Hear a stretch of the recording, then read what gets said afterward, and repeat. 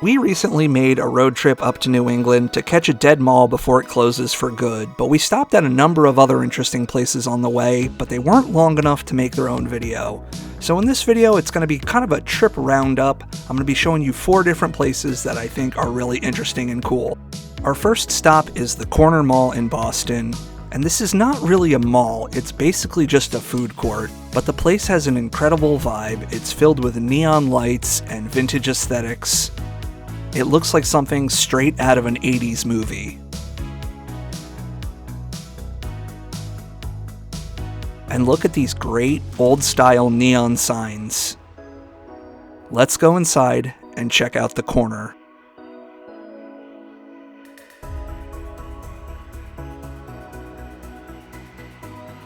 Just look at that.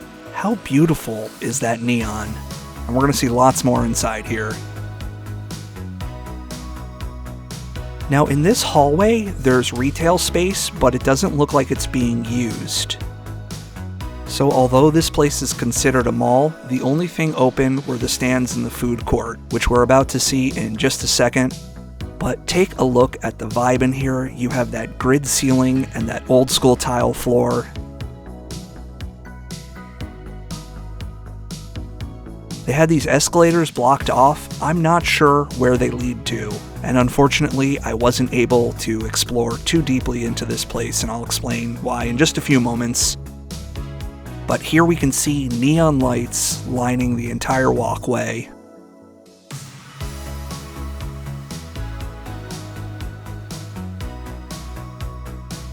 And just look at that neon sign for the food experience. It's not a food court, it's a food experience.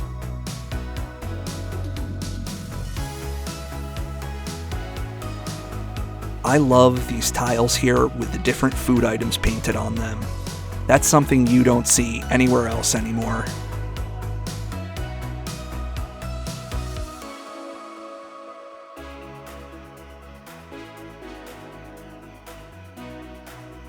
And here we are in the food court area, and look at all these neon lights hanging above us. This looks like something straight out of a teen movie from the late 80s or early 90s. Just so beautiful. You don't see places like this at all anymore. Everything is just so boring. And we have all these glass block accents, which is another feature I love to see. But unfortunately, I wasn't able to get a lot of footage of this place. For some reason, they had about 3 or 4 security guards walking around patrolling this place. It seemed very strange to have such a high security presence in such a small place. I'm sure there was some reason for it, I don't know, but I wasn't really able to film every inch of this place like I had wanted to. But please enjoy what I was able to show you, and if you're ever in Boston, definitely stop at this place and check it out. So when we're out traveling, we need to drink a lot of coffee, so we're always stopping at Dunkin Donuts. And since we're passing through Quincy, Massachusetts, we thought we'd come and stop at the very first Dunkin Donuts location, opened up in 1950, and it's still going strong. Let's go check this one out. And take a look at this building. We have this sort of coffee cup cutout here, and it looks like it has some neon lights on that. I bet that looks really great lit up at night. Established in 1950. Can't believe it's been going for that long. Let's look at this plaque over here. This is the original Dunkin Donuts here. And this is what it used to look like back when it was just like a little drive-up stand. Very cool. And so this has been renovated, but if you look at the top here, it's still the original Dunkin Donuts font. Very cool. Let's go inside and take a look at this one.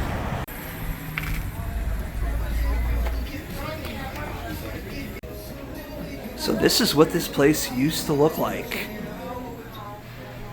Can you imagine how cool that must have been to drive up to this back then? And it's really amazing that this location is still open. I know it's kind of grown into just a nationwide chain, but the fact that they still have the first location open is really awesome. And you'll notice this like stainless steel backsplash here. Well, they still have that. behind the counter. I don't think it's the original, but it's sort of like a, a modern recreation of it. Oh, and so over here, these must be old Dunkin Donuts logos from throughout the years. Look at these. Oh, look at this little person made out of donuts. I don't think I've ever seen that one.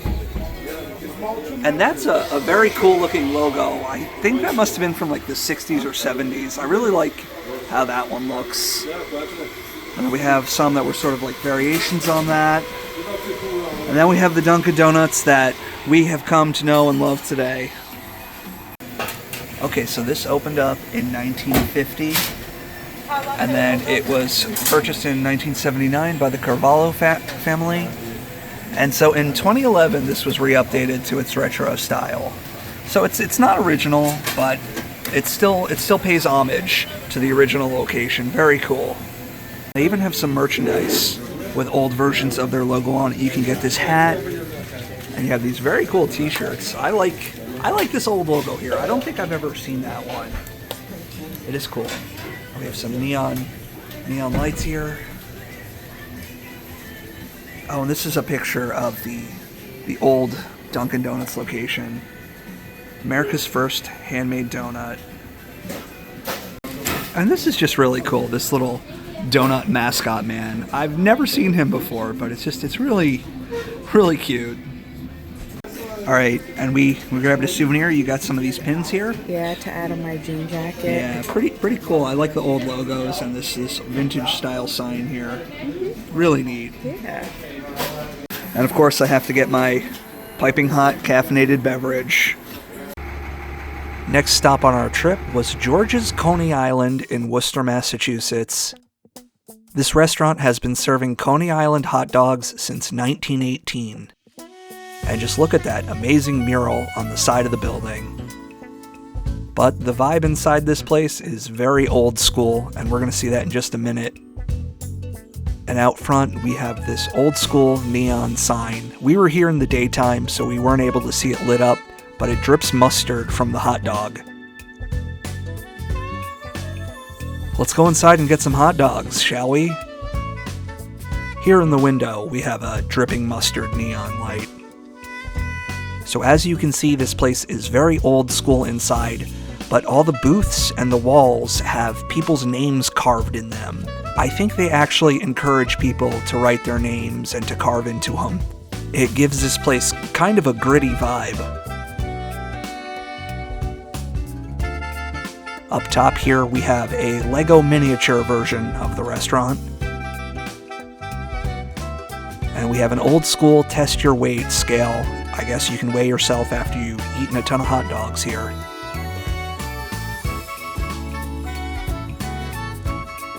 And one thing that caught my eye was this old linoleum floor they have here. Now, I remember being a kid, they had this in my kitchen. I believe this was from the 70s, and it was sold at stores like Sears, but I could be wrong about that. And of course we have a jukebox. It wouldn't be an old school diner without one of these.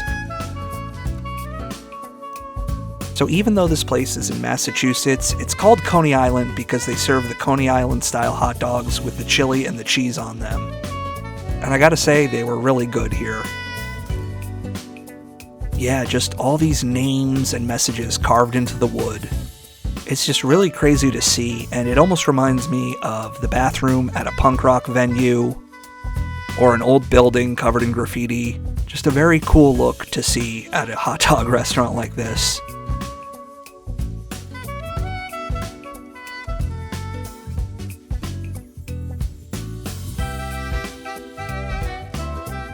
Can somebody please tell me what this neon light is supposed to be?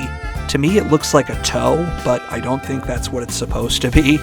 I spent a good minute staring at it trying to figure it out, but I still couldn't do it. And we have the front counter here. Everything about this place is old school. Places like this are disappearing all across the country, and it's really sad, but it's nice to see that this one is still in business. And over here they have some memorabilia from over the years, some old photos of this place.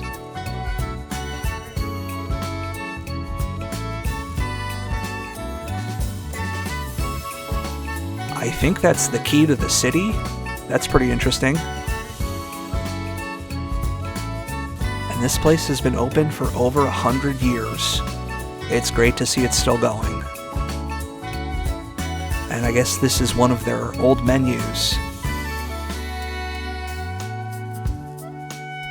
And let's just walk around and take a look at some of these booths. So crazy to see that, but there's nothing like it. It definitely makes this place unique.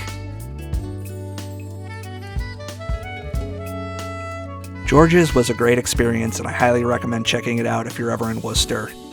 A trip to New England wouldn't be complete without a stop at Market Basket. Market Basket is a New England-based grocery store chain, and the stores just have a very old-school feel to them. Here are some pictures I took with an old Nikon Coolpix camera from the early 2000s.